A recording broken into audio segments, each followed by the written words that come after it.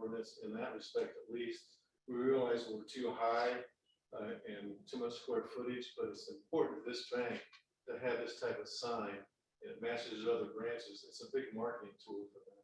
So this is what we're asking for, relief on the square footage, the height, and the size of the message sign, and also the stone around the sign. Okay, and so just to be specific here, so number one, you're asking to allow a sign area of 99.6 square feet, Yes. where it's currently allowed 24 square feet. Yes. Number two, to allow the changeable copy portion of the signed electronic messaging to be 45% and 43.9 square feet in the area where the ordinance allows 40% changeable copy and 12 square feet. And then third, to allow for a 12-foot 6-inch tall monument sign in a zone allowing for only a maximum pole sign height of 6 feet. And then to allow for a reduction of the minimum sign face surrounding width, as you mentioned, from 2 feet to 0 feet. So those are the 4 items we're considering here. Do you have your answers to the statement of reasons?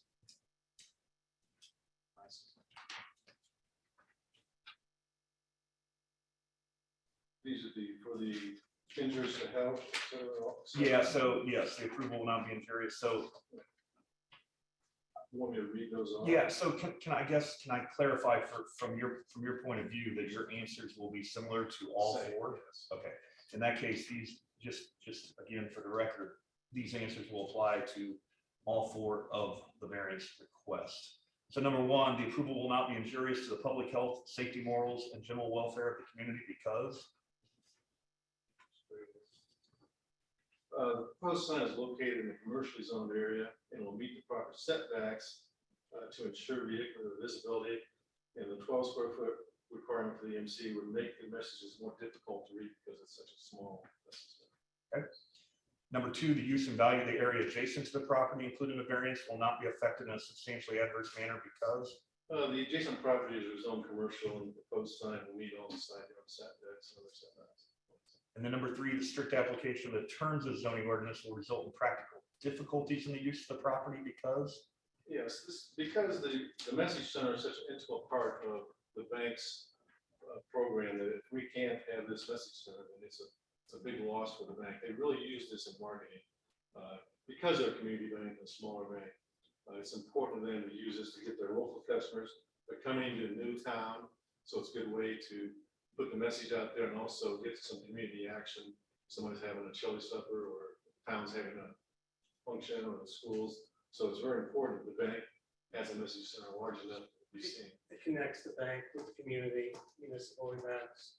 It's the way we sell our products at the bank, able to offer them up that way. Being a community bank, it's a key way of doing it, not a large bank.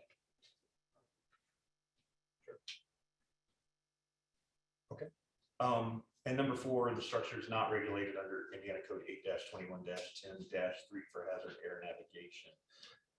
You are aware of the staff's comments and findings and the proposed conditions should we approve, which they obviously have some concerns with items 1 through 3, but then number 4 they were fine with. But the conditions they recommended should we approve is 1, the sign is substantially conform to the rendering depicted in Exhibit D that you submitted, and a completed sign permit application will be applied for before installation.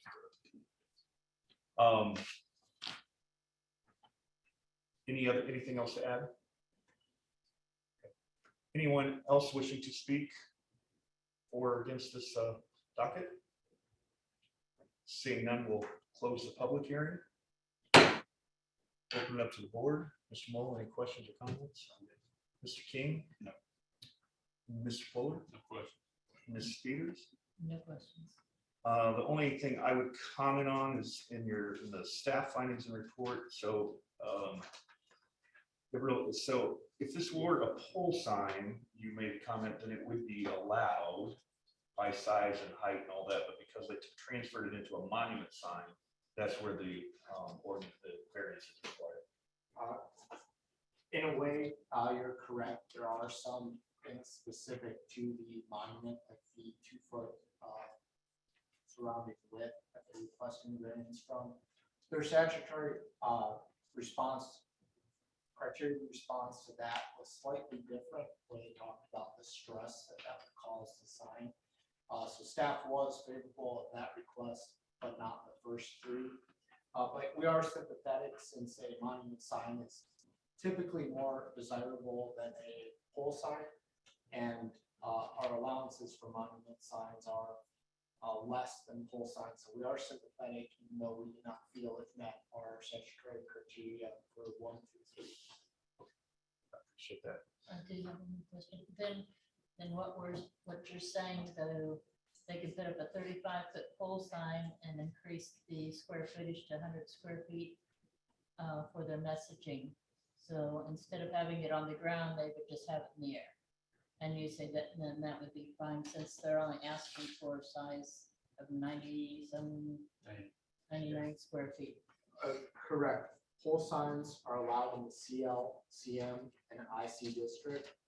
They can be 100 square feet height, and they can be 35 feet tall. They can't exceed 35 feet. So it could be a larger sign if it was mounted on a pole. Our pole signs would still adhere to the percentage of electric message board that is allowed. So the picture they've got here of something that is 90-some square feet, they put it on a pole, that's acceptable, but not where it's attached to the ground. Correct. Okay, I just want to make sure I was understanding. Yeah, essentially, there's a couple minor nuances with the percentage of electric message board. Well, that is a very small difference. There. Yeah, our monument sign also limits it to 12 square feet, which the pole sign does not have that limitation. It just has the percentage limitation. Essentially, if it was on a pole, they could have a 100 square foot sign.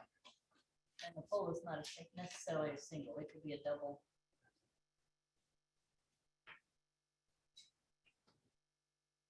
Yeah, it's one or more Okay, poles, okay. posts, uprights, or braces. Okay, I'm just trying to get a picture of how this could look on that structure. Okay, nor do I. Are all the, is everything in order? All the affidavits and notices? Correct. Receipts? Yeah, certified copy of the Unified Development Ordinance and the Comprehensive Plan have also been placed in the file. I'll take a motion to accept all the evidence in the record. Chairman, I move that we admit all the evidence presented in regard to this matter, including the notices, receipts, maps, photographs, written documents, petitioner's application and attachments, petitioner's detailed statement of reasons, the staff report prepared by the planning department, certified copies of the Unified Development Ordinance and Comprehensive Plan, testimony of the petitioner, city planning staff, and any remonstrators, and all other exhibits presented, be they oral or written, for consideration by this board in regard to this petition, and to include the testimony of those present this evening. Motion by Ms. Peters, second by Mr. Fuller. All those in favor, raise your right hand. All opposed, same sign. That motion carries 5-0. All right, we'll take a motion on request number 1, which is allowing a sign area of 99.6 square feet in a zone allowing maximum 24 square feet. Mr. Chairman, I move to approve the variance for a monument sign area of 99.6 square feet to 24. And with the staff's condition, the sign substantially conforms to the rendering depicted in Exhibit D. And the completed sign permit application be applied for and issued before installation. Motion by Mr. Fuller, second by Mr. Mull. All those in favor, raise your right hand. All opposed, same sign. That motion carries 5-0. Motion on request number 2, which should allow the changeable copy portion of the sign to compromise up to 45% of the total sign fixed area at 43.9 square feet in a zone allowing for a maximum of 40% changeable copy and 12 square feet maximum. Mr. Chairman, I move that we approve that as requested with the staff conditions, sign substantially conforms to rendering depicted in Exhibit D, and a completed sign permit application be applied for and issued before installation. Motion by Mr. King to approve, second by Mr. Mull. All those in favor, raise your right hand. All opposed, same sign. That motion carries 5-0. request number 3 to allow for a 12.5-foot tall monument sign in the zone allowing for a maximum monument sign height of 6 feet. Mr. Chairman, I move to approve the allowance of 12.5 foot tall monument sign in the zone allowing a maximum monument sign of 6 feet with the staff conditions of the sign substantially conforms to the rendering depicted in Exhibit D, and a complete sign permit application be applied for and issued for installation. Motion by Mr. Fuller, second by Mr. King to approve with conditions. All those in favor, raise your right hand. All opposed, same sign. That motion carries 5-0. And number 4, to remove the 2-foot minimum sign face surrounding area. Mr. Chairman, I move to remove the 2-foot minimum sign face surround width requirement with staff conditions. The sign substantially conforms to the rendering depicted in Exhibit D, and a completed sign permit application be applied for and issued before installation. By Mr. King, second by Mr. Moll to approve with conditions. All those in favor, raise your right hand. All opposed, same sign. Again, that motion carries 5-0. Take a motion to direct Corporation Council to draft written findings of fact. Chairman, having considered the statutory criteria, move that we direct Corporation Counsel's office to draft written findings of fact regarding our decision on the variance request presented in variance petition number BZA 2022-025. Said findings to specifically incorporate the staff report and the evidence submitted in the record for consideration and adoption by the Board of Zoning Appeals as our final decision and final action regarding this petition at our next meeting. Mr. Fuller, second by Mr. Peters. All those in favor, raise your right hand. All opposed, same sign. That motion carries 5-0. All right, thank you. We'll take final action as I said at our next meeting, but you're welcome to move forward with the staff. Thank you very much.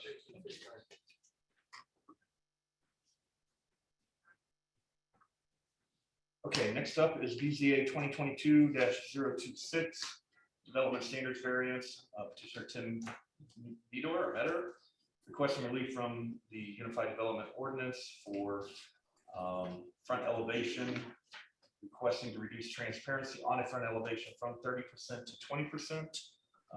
Mr. Medor, I see that you're online, is that correct? I am, yes. And could you pronounce your last name for me? It's Medor. Edward, okay, I apologize. I'm going to need to have you sworn in by our secretary since you're not here. So we don't have visual of you. So I'll just need you to respond affirmatively to our secretary, please. Oh, we can see you now. So if you would raise your right hand and be sworn in, that would be great. Thank you. Do you swear under penalties for perjury the testimony you're about to give is true to the best of your knowledge? I do. Thank you. And is there anyone else online wishing to present for or against this docket? Seeing none, is there anyone in the room that is wishing to speak to this? Okay, Mr. Medor, tell us why you're here. Yeah, on the what I would consider the rear elevation of this building, which is a Vision Quest eye care. There's going to be a road. It's called Swartz Crossing Boulevard. It's not built yet, but it will be. And in the past, we've had the front elevation, which would be facing State Road 135. And the elevation that would be facing Swartz Crossing Boulevard would be the rear elevation of the building. This elevation of the building is basically primarily for employee entrance and exit.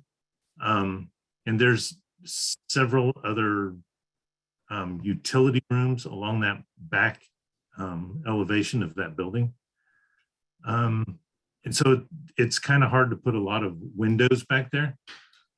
So we've got quite a few windows back there. Like I said, I've got the transparency to 20%, but your ordinance requires a 30% transparency because now it's going to be considered a front elevation because it's facing Swartz Crossing Boulevard. So really what we're asking is to reduce it from 30% down to 20%.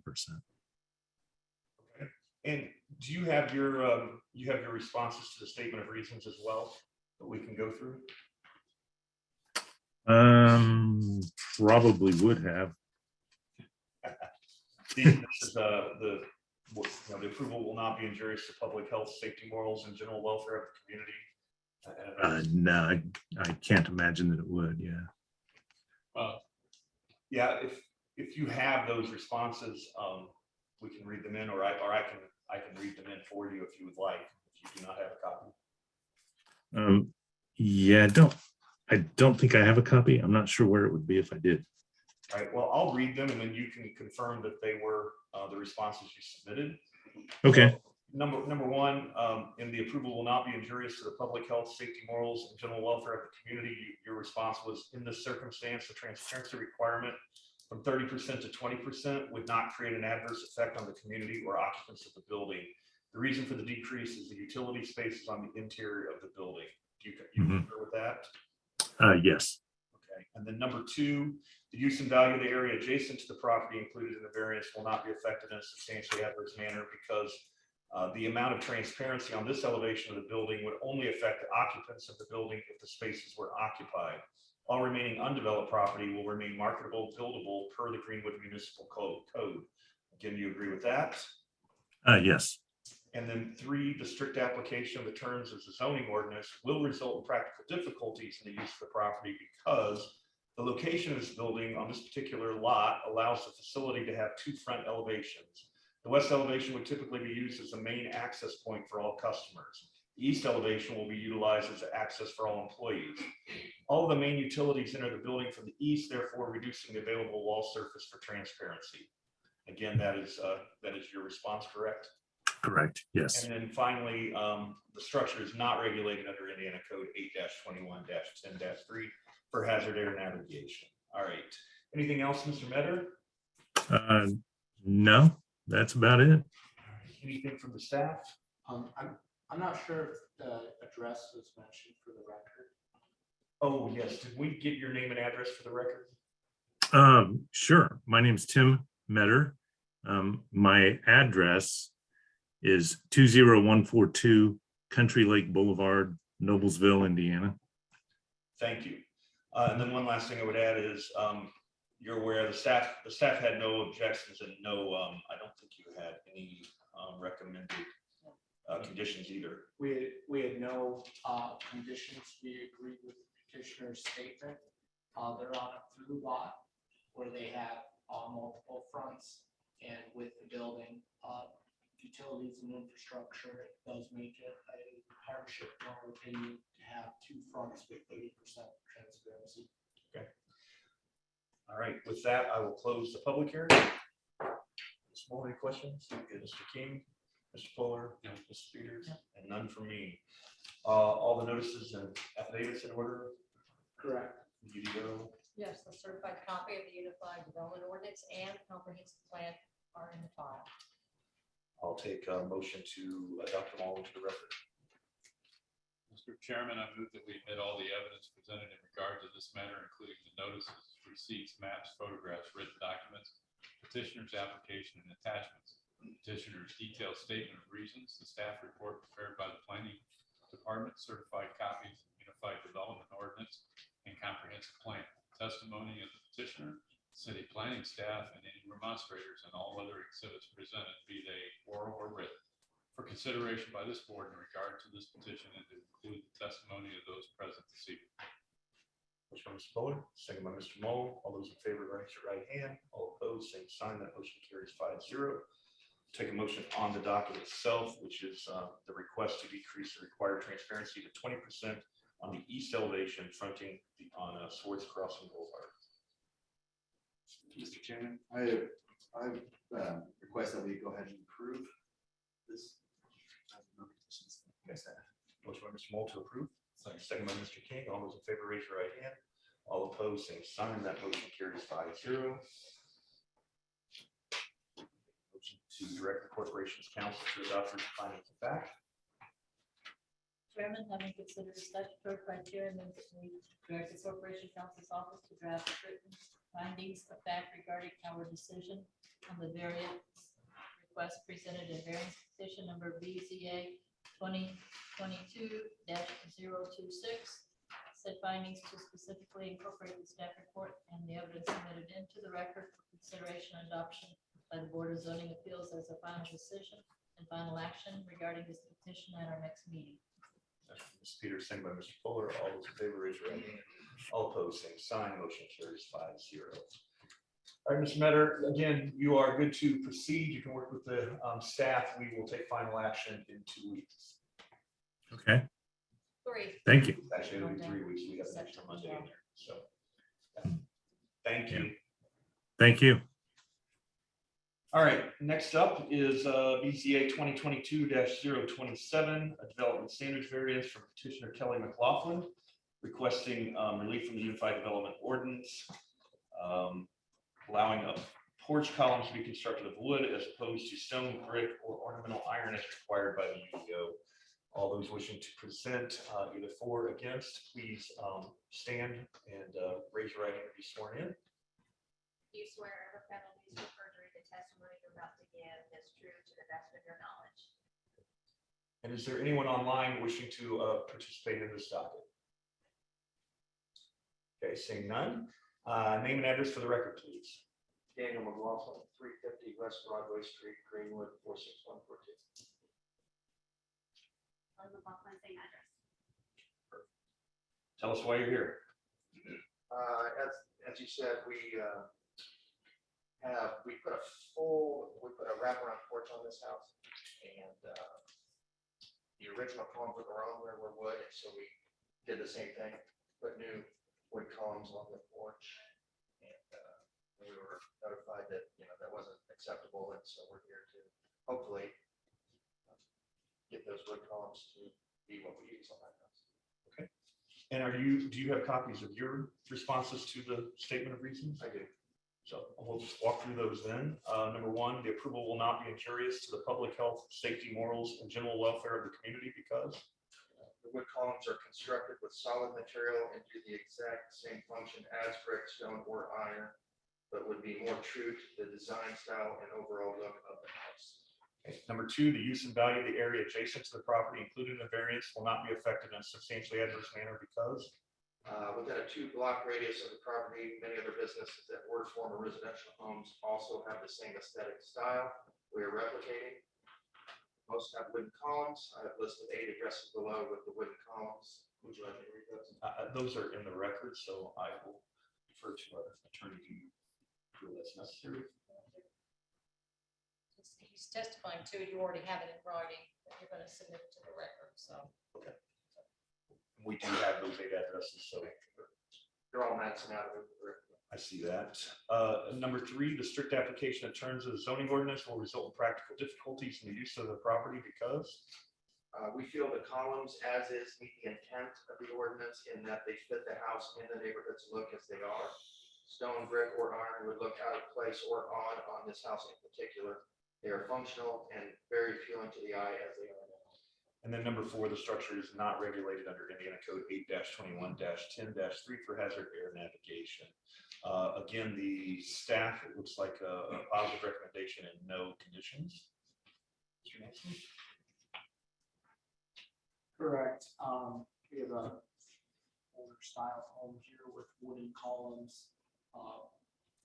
Since it was an addition, any additions in Old Town have to meet our standards. They do not allow for wood columns. And just for clarity, you said there were existing columns on the house that were already allowed, and these were net new columns that became Correct. required. They were wood when we bought the house. And as we started to kind of remodel it, we just continued with wood. Not really my fault, not knowing this ordinance. Yeah, it would make sense that they be common across the entire structure, so, okay.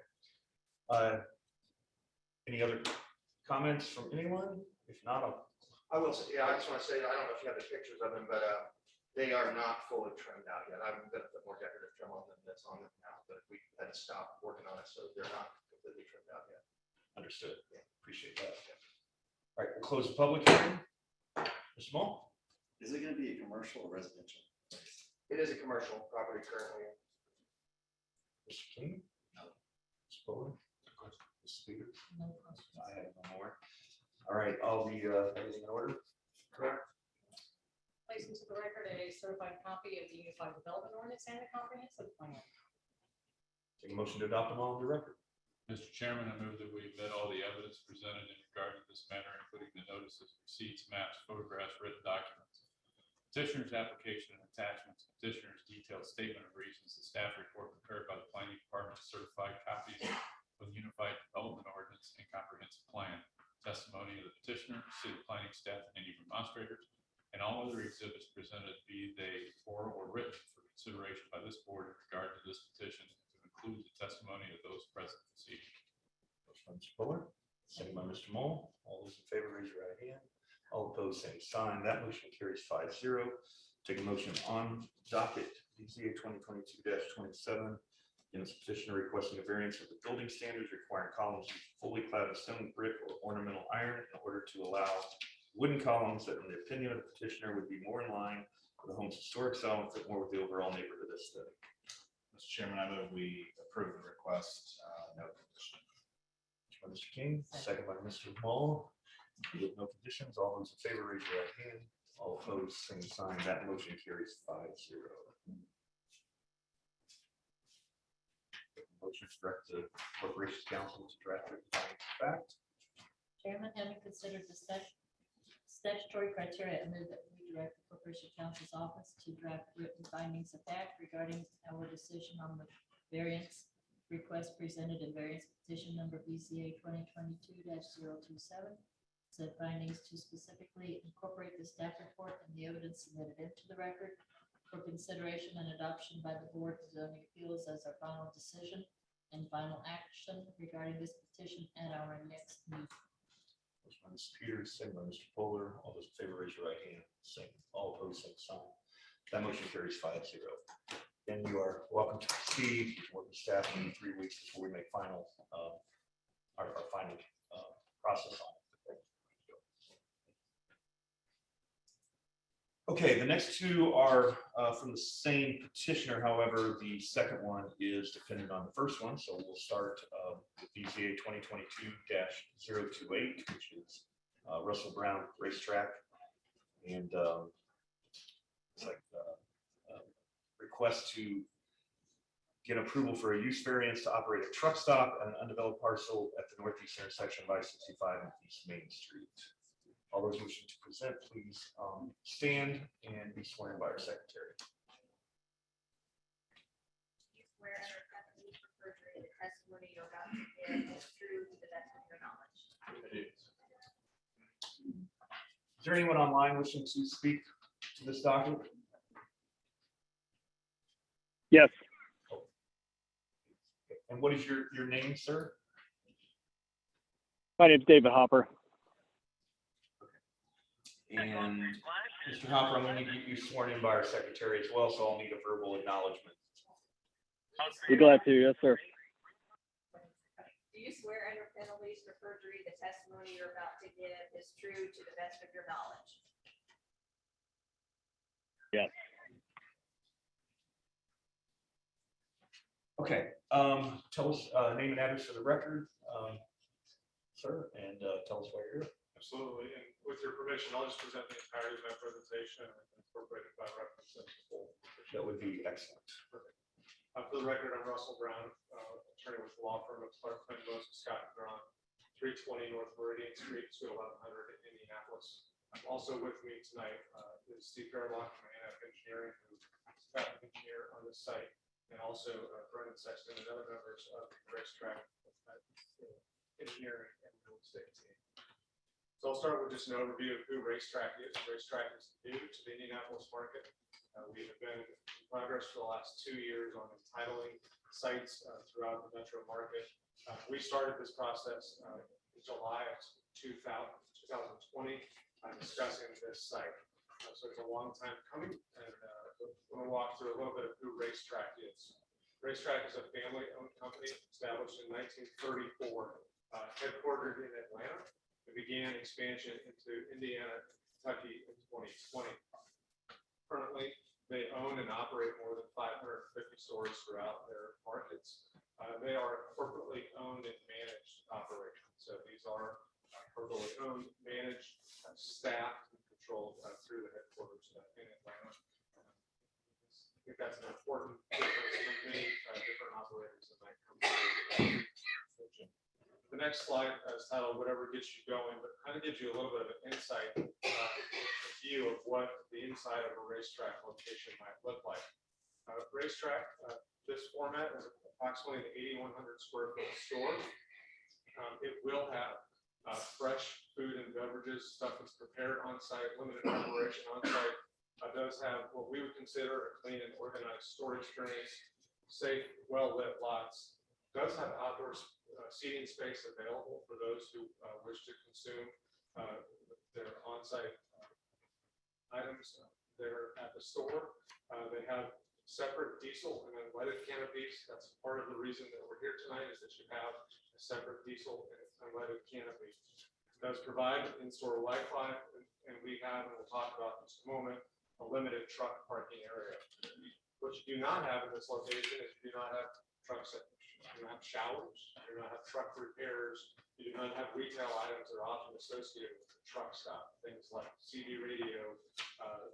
You don't have things like large batteries. You don't have clothing. You don't have those items often found in a more traditional truck stop. So while this is a request tonight, the next slide, this is a variance of use for a truck stop. As we wound our way through this process, this actually spanned both of your previous zoning ordinance and your current zoning ordinance. As we got to filing, it was determined that we needed to file a variance of use for the truck stop use. In part because we have that diesel canopy and the auto canopy, and also because we have some truck parking on site.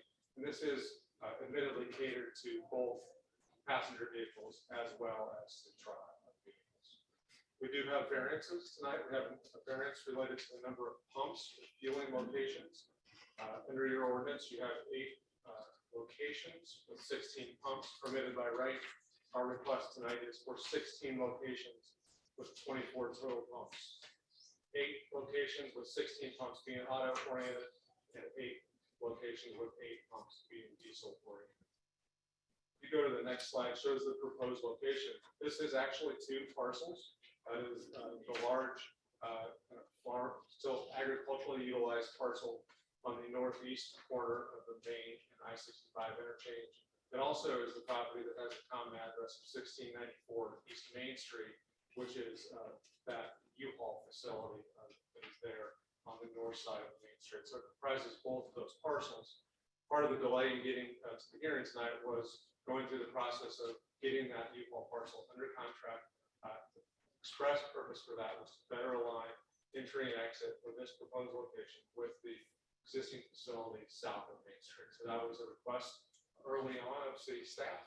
We went to great time and expense to make that happen here. This is zone IM, and you currently do have, this is largely unimproved property. This proposed location does not take up all 16 acres of this parcel. You will have approximately a third, maybe a little bit more, that's undeveloped and available for future development. I think that's important here as well. It was part of the discussion we had early on with city administration about this proposed location. Go to the next slide, shows our proposed site plan. I want to highlight a variety of things on this proposal. First, I already talked about the 8,100 square foot building, the auto and unleaded canopy, which is south of the building, immediately adjacent to Main Street.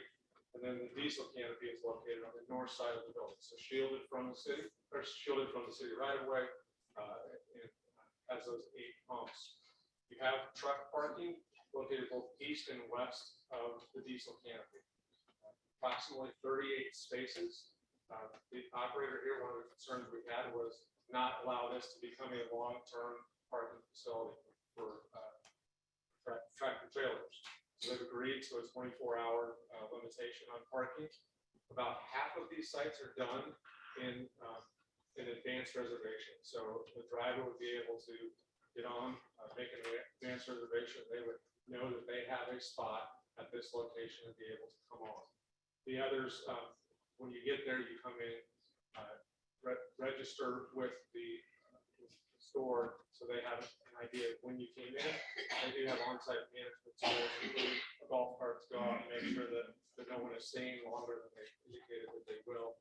This is not intended to be a 72-hour, 96-hour kind of park, leave your vehicle and come back after a long weekend, and go back to the goals. This is intended to be short-term parking. We have at this location worked to design a site that does a couple of things. One is to provide access to those undeveloped western parcels. Notice that north of the store, there is a kind of a drive oriented there. That was done at the suggestion of planning staff. We moved it from south of the store to kind of mid parcel to allow that connectivity between this and the proposed uses to the west. You do have a drive on the southern portion of the parcel, but it doesn't have a straight shot in and out of the exit. We've also increased stacking, on-site stacking as you exit out onto Main Street. So you have a lot of opportunity for stacking of those vehicles waiting to turn right to go out onto Main Street. You also have a connectivity in the upper right-hand corner of this site has connectivity to existing city right-of-way, which does allow you to go out and existing signalized intersections needed to turn left onto Main Street. So we've tried to connect this in a way that is meaningful, that provides full access. This site plan before you tonight does not show right in, right out. It's the intention of the petitioner to have a right in, right out at this location. Mr. Fairbach can talk through some of the considerations that have gone through this process. Part of the process here has been working through whether we could have a signalized intersection at this location. There's much effort on the city's behalf, there's much effort on the racetrack's behalf. That is not something that we have, given the limited right-of-way access that exists for NDOT at this location. It's not something that we think is feasible that NDOT would go along with. So we've worked through that. That's been, again, part of the reason we've been delayed in coming back to this location. Next slide is the store and auto pump area. Just highlight that for a couple of reasons. One is that you have three access points into this store. So you have diesel canopy from the parking area to the east, and then from the direct auto canopy to the south. The next slide shows the proposed elevations here. We think this is an attractive, upscale, full masonry, 360-degree architecturally designed location. This is intended to set the standard, to be your standard for what your gateway looks like, and we think this does just that. Last, I'll focus on the conclusions. We believe tonight that a favorable vote would allow for development of an interstate adjacent site with proposed logistics and interstate supportive use, been established, emerging a regional corporate operator with those additional development opportunities that are located on interstate frontage. We believe this would be meaningful improvements at an infill site, which has been slower to develop, but which is naturally situated for a use serving local interstate customers. We believe the development here will set the standard for improvements in operations for adjacent users while serving those auto diesel users. I will note, I skipped one portion on an earlier slide. We will be coming back, assuming that we get favorable votes tonight, with an additional variance related to the truck parking. There's, I think it was new to me, it was new to planning staff as well, that there is a need for a variance related to truck parking along Main Street. So that it's a different location, it's not a kind of a normal location, and so we quite frankly missed it as we've taken this through the process over the last couple of years. So we will be filing that as soon as we get favorable outcomes tonight. We'll be coming back forward. But otherwise, our view is that with use variance for the truck stop, as well as the variant development, dimensional variance for your number of pumps, that this would be eligible for construction and ready to move forward. The racetrack looks forward to being part of your community. So with that, I would be happy to answer questions. Have any of those with me to answer questions, or happy to read into the record. Yeah, let's start with doing that. Let's get to Mr. Hopper. Well, no, What? that finishes the presentation first. Let's go with the detailed statement of reasons, right? So, there are some different ones here. There are 5 of them. Number 1, the approval will not be injurious to the public health, safety, morals, and general welfare of the community because The site is located adjacent to Interstate 65. And the use is consistent with the other 3 quadrants of the intersection of I-65 and Main Street. All activities will be conducted on site. Safe access and connectivity has been provided. Proposed site plan. Number 2, the use and value of the area adjacent to the property, including the variance, will not be affected in a substantially adverse manner because The area is developed with similar or more intense uses. The proposed use serves the traveling public as well as visitors to and residents of the city of Greenwood. Provides economic development by offering convenience services, key to the future of the growth of the municipality. Number 3, the need for the variance arises from some condition peculiar to the property involved because The project has been in planning stages for more than 2 years. When initial project was proposed, we believe the existing zoning permitted the proposed use. The changes render this proposed use no longer permitted here. However, the surrounding uses and proximity to Interstate 65 have not changed. And the use is an infill development with limited accessibility onto Main Street. And the need to support the surrounding industrial and traveling public, which fits well into the pattern of development. Number 4, the strict application of the terms of the zoning ordinance will constitute unusual and unnecessary hardship if applied to the property for which the variance is sought because Proposed use is partially provided within the IM district that permits retail, convenience, and gasoline.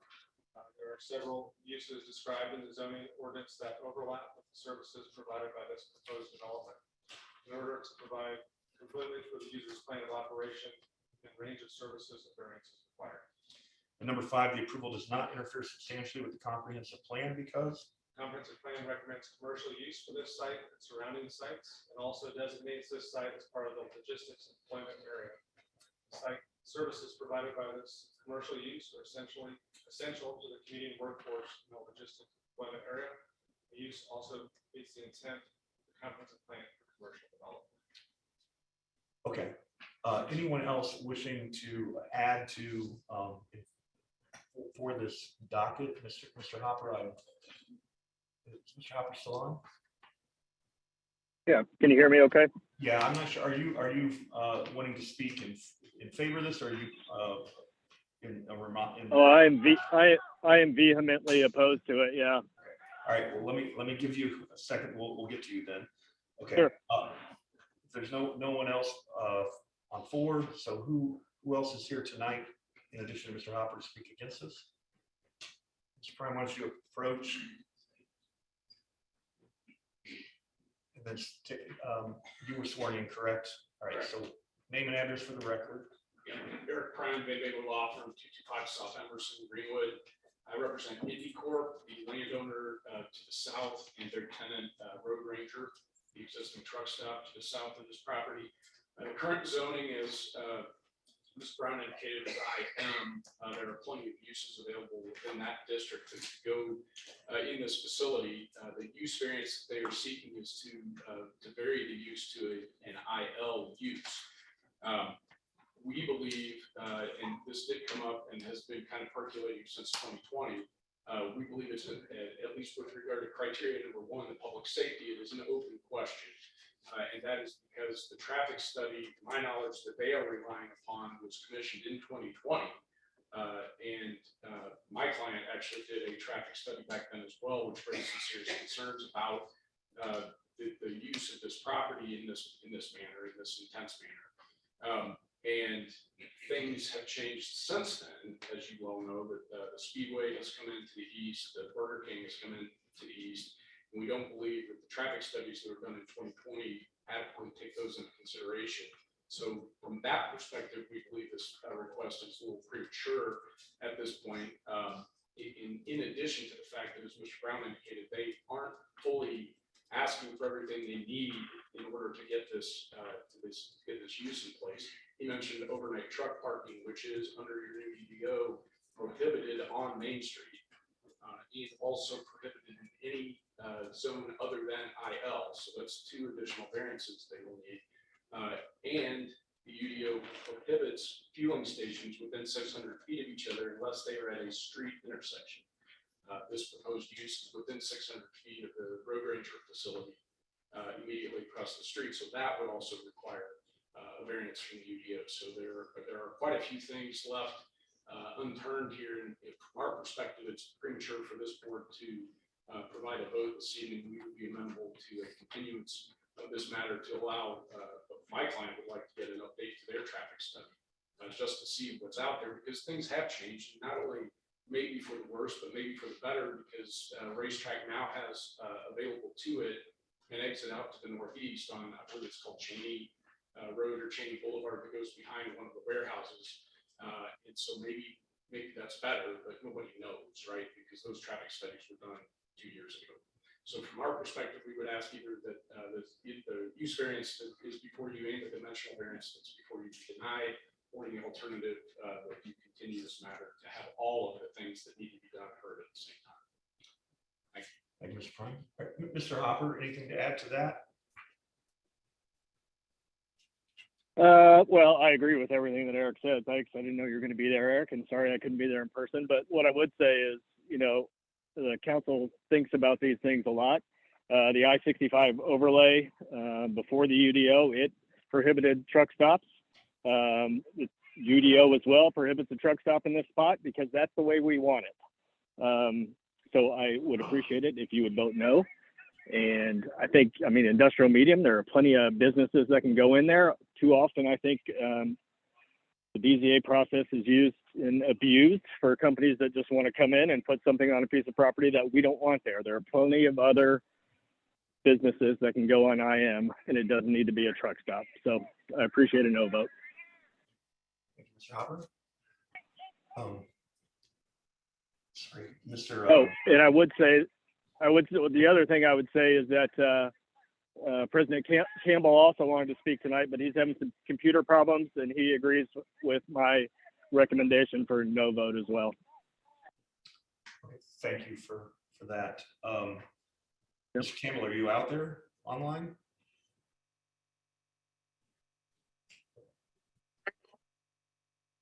All right, Mr. Brown, you have 5 minutes. You have 5 minutes to respond. Absolutely, thank you. First of all, I will say that our belief is that this is not a full-fledged truck stop, and we would be happy to make commitments as it relates to the use of things we talked about. No showers, no truck repair being included on site. I think that your ordinance does allow retail gas stations to be located in the IM district. The difference here is we have a larger store than is permitted there. That has a 2,500 square foot limitation. This is a larger store than that. So we believe that this use is more akin to that retail convenience retail use than it is to a truck stop. And we'd be happy and have expressed that to staff throughout this process, that we think that's the reality. With respect to Mr. Prime's argument that this is prohibited because there's 600 feet, we're not at an intersection. I strongly disagree that that's not a reasonable interpretation of the ordinance. The fact that you're separated by Main Street has the same exact effect. This is not immediately adjacent to another use of this type. There's not one within 600 feet on the same side of the road as this. So I think that is a significant difference. As it relates to the traffic study, yeah, we have a traffic study from 2020 that we believe to gain full access. I'm not a traffic engineer. I have the benefit of having one with me tonight. To gain full access, we needed likely warranted a signalized intersection. We're not here requesting a full access tonight. We're here agreeing that a right in, right out would be appropriate for this location. Having Mr. Fairbach come in and testify about what right in, right out means versus a full intersection, how it impacts traffic, and how we believe that eliminates most issues that could be present from that traffic study. So we believe that those issues have been addressed. That's been part of what we've been doing, is trying to best address that over the last 18 months, 2 years. So we believe this stands ready with the commitments that we've offered to have those use limitations generally found in a truck stop to not be included here. and to have it right in, right out at this location. For those reasons, we think this is, stands ready for your review and approval tonight. Happy to answer questions that the board has. Mr. Prime, anything else? Nothing further than just to clarify that the provision of the UDO regarding the 600 feet says they are permitted within 600 feet of each other at an intersection. This is not an intersection, as Mr. Brown pointed out, so they cannot be within 600 feet of each other. Right, staff, your findings were, that it's not a full-fledged truck stop. It's more accurately described as a large interstate adjacent fueling station that would cater to large trucks, but not supposed to have the same amenities such as was pointed out. You did have one condition that signage shall comply with section 10-3-8 gasoline sales signage requirements unless a variance is granted by the board of zoning appeals. Anything to add to those? Correct. I do have a couple of things to add here. This is a use that is surrounded by industrial large all to the north. It is industrial medium as noted, where it does allow for retail with gasoline. There's some limitations on the size of that retail building. So some of the uses here are allowed. Like you said, the truck parking is not intended to be long-term. And we have talked to them about relocating that exit drive so that it intersects with the truck stop to the south. Just in light of the conversation that we have had, I do have a few additional commitments for you guys to consider adding. If you do choose to go with the staff recommendation for a truck stop in this area, I will note that it is right on I-65, as typically an ideal truck stop location or retail convenience gas location. As I said, this will also be serving pedestrian vehicles. One thing on the traffic too, they do have a entrance from Cheney, and that's where a lot of that diesel traffic is going to be coming from. That has direct access to the diesel pumps, where the regular gas pumps will be the ones that are on the frontage, kind of buffering the diesel pumps in a way. But in light of our conversation, I propose adding the commitments: no truck repair shall be permitted on site. Trucks shall be limited to 24-hour parking. City engineering concerns and requests shall be addressed in site review.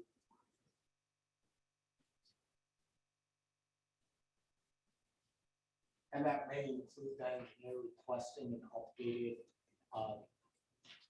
analysis to incorporate some of the new businesses that have been added to this area.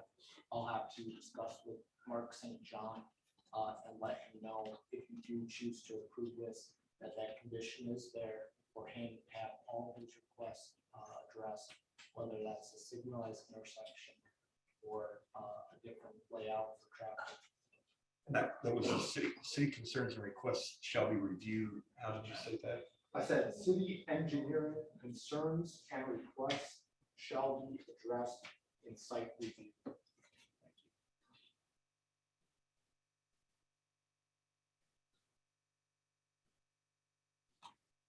Okay, I'll close the public hearing. Small questions or comments? I guess seeing how the city's had a zone for the industrial, how does this, when bringing in like employees, how does this compare to like a typical warehouse or other buildings that have been in that area as far as like bringing new jobs to the city? Is that for city staff or the petition? Either one.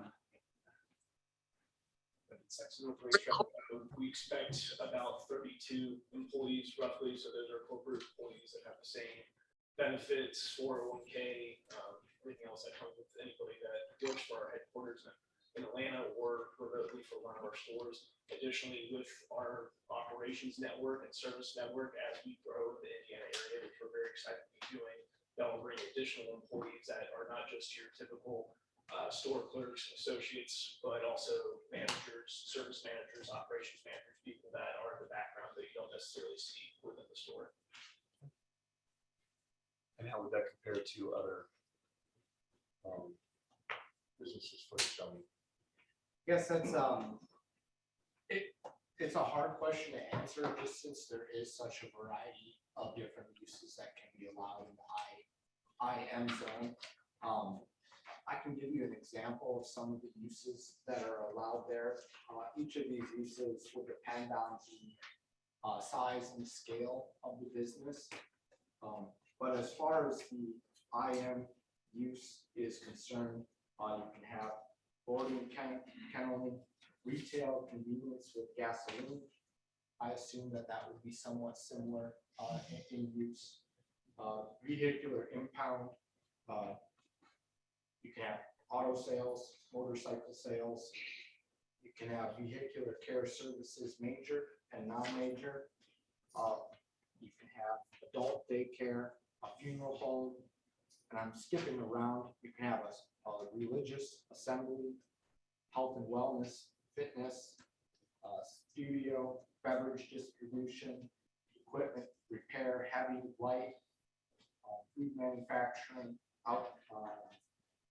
heavy manufacturing, storage, commercial storage, small warehouses. It really is quite a variety of uses that can be used there, so it's hard to gauge, how they would compare, just since a lot of that is hypothetical. Anything else? So, this is the traffic studies from 2 years ago. Is there a way to get an updated traffic study before we move forward with this request? Because knowing how Main Street is, I'm thinking 2 truck stops right there with semis coming in and out. Seems like it'd be pretty congested. But would not the issue that they can only access it from the north side of the street and the one on the south side, typically you can only get to that one from the south side unless you turn it earlier. So I don't, I'm just curious how Yeah. that whole flow is gonna be. Yeah, a traffic study would still definitely help that, and that can be a commitment, that there's an updated traffic study that, and any concerns are addressed in the site review after that. So that's one way. Another way is to not allow or not approve this tonight and have them do steps such as that to come back again with that information. So those are probably the 2 ways we can accommodate that. Those would be the 2 ways I could see to accommodate that. I will say they did talk about the right in, right out. They're not going to be making left turns there with a large truck or semi. And I'm sure the petitioner could elaborate on that if needed. Would you like more? Sure, yeah, I don't mind. If you got time. If not, I was gonna. I'll simply say that part of the challenge at this site, and I probably glossed over, tried to be mindful of your schedule. There's limited access at this location to access this parcel of a larger part, 15.5 acre parcel. I don't have the exact dimensions, but it's not adequate to have a full access on and off of the site on the property that's only contained within the larger parcel. That's why we went and acquired the adjacent parcel to try to line that up better. But you get into NDOT limited access right of way, the further to the west you go. So many of those uses that you were talking about, if they required a full access, this would not be a site that they could likely move into. And so part of what we have through some of the infrastructure that's going on, Cheney being completed, having a signalized intersection to the east that we could utilize for those that need to turn left out of there, especially larger trucks. We think that's part of the benefit of this site design and the work that this petitioner has done to acquire, given the contract, the adjacent piece of property, to make this a more functional entry and exit for this site. And that's, again, that's something Racetrack has done at the request of the city to make this a more appropriate use. So really your goal is no trucks off of Main Street, is that what I'm?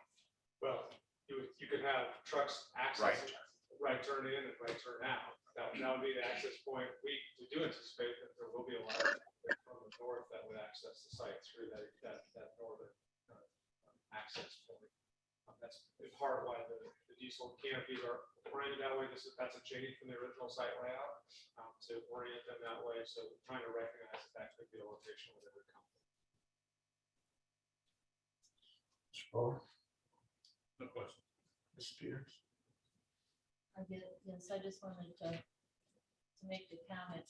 I'm not seeing a value in an additional traffic study since the only access to the property would be from a westbound access. Is that the way I'm understanding it?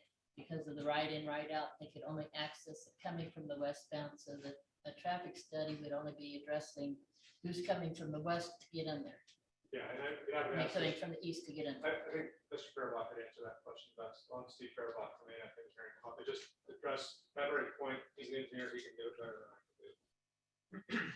I'm Steve Fairbach with ANF Engineering. You're absolutely right. So if you're coming from the west, the driveway will have to be designed channelized, so you won't even be able to make a left into the site. So somebody coming from the west, if they get in that lane, they'll have to make a right. The nice thing about that is there's no delay to it, so you just keep moving right into the site. So nobody That's stops. what I'm visualizing. I'm trying to make sure I'm seeing it right. So a traffic study would only be looking at the traffic coming from the east towards the interstate.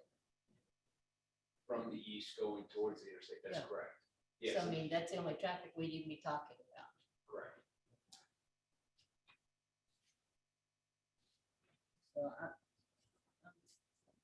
suggesting that a traffic study is really not going to provide us any value added to a decision at this point in time. That's all I've got. I don't have anything additional. Are all the notices and receipts and everything in order? They're in order and then the file. Certified copy of the Unified Development Ordinance and the comprehensive plan are also posted to the file. I'll take a motion to adopt into the record. Mr. Chairman, I move that we admit all the evidence presented in regard to this matter, including the notices, receipts, maps, photographs, written documents, petitioner's application and attachments, petitioner's detailed statement of reasons, the staff report prepared by the planning department, certified copies of the Unified Development Ordinance and comprehensive plan, testimony of the petitioner, city planning staff, and any remonstrators, and all other exhibits presented, be they oral or written, for consideration by this board in regard to this petition, and to include the testimony of those present this evening. Motion by Mr. Fuller, second by Mr. Peters. All those in favor, raise your right hand. That motion carries 5-0. Taking motion on the request, which is a request to approval of a use variance in order to operate a truck stop at the undeveloped parcel at the northeast intersection of I-65 and Main Street. Chairman, I recommend that we approve the request for the use variance with conditions of the signage. Number one, the signage shall comply with section 10-3-08 L2 gasoline sales signage requirements unless the variance is granted by the Board of Zoning Appeals. Number three, that no truck repair would be permitted on site. Number three, parking is limited to 24 hours, and that should be addressed by a separate petition. Number four, city engineering concerns and request to be considered in a site review.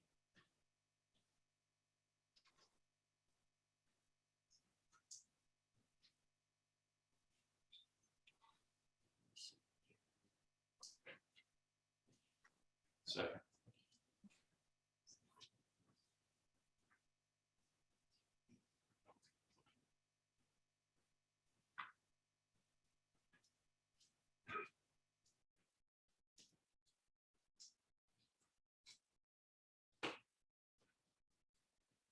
Okay, so we have a motion by Mr. Peters to approve with 4 conditions as read, second by Mr. Fuller. All those in favor, raise your right hand. All opposed, same sign. Motion is denied 3-2.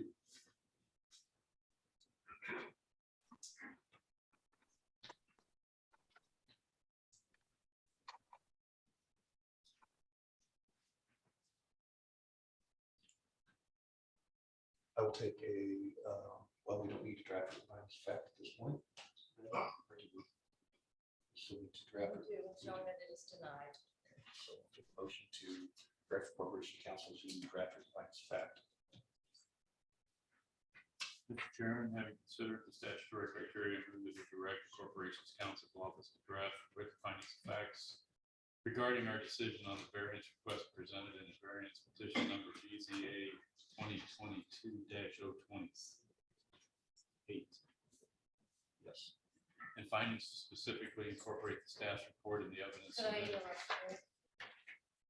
It was a motion to approve, which failed to pass. Typically, that means to deny, but did you want an actual motion to deny on the record to vote on that? So we take a second motion because So it you is take a not, second motion because the motion was to approve, and so I assume it's being denied, but as a matter of process. Hold that thought. So since the original request was not approved, we will take another motion on the docket itself. To deny. A motion by Mr. King to deny the docket and a second by Mr. Mole. There would be the no conditions clause. No conditions. So all those in favor of the denial, raise your right hand. All opposed, same sign. Motion carries 3-2. So now do we? This balance on that stuff. Yes, now the ballots are, as shown it is denied. well, saying the ballots were originally for approval. Correct. But So do we need it was a- over. Denied, Okay, and sign again. sign again.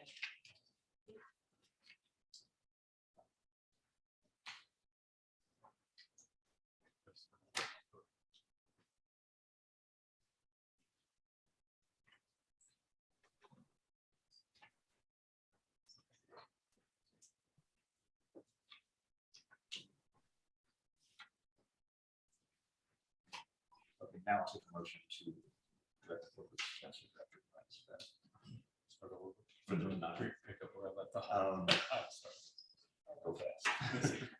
Mr. Chairman, having considered statutory criteria, I move that we direct the corporation's counsel office to draft written findings of fact regarding our decision on the variance request presented from variance number BZA 2022-028.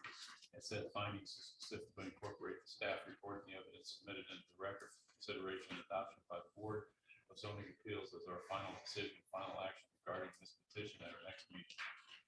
Motion by Mr. Fuller, second by Mr. King. All those in favor, raise your right hand. All opposed, same sign. That motion carries 5-0. I would ask you to go back to staff and your neighbors and see if you can work something out. Mr. Chairman, I think it'd be appropriate for us to request the withdrawal of BZA 2022-029, the following developments. Appreciate Development. Appreciate that request. I was going to state the same. So that was dependent on the passage of 28. So do we need to take any formal? Nope, it has been withdrawn. Okay. So that has been withdrawn. Next up, is there any new business from the floor for the zoning board? Seeing none, any announcements? None at this time. A motion to adjourn? Adjourn. Off.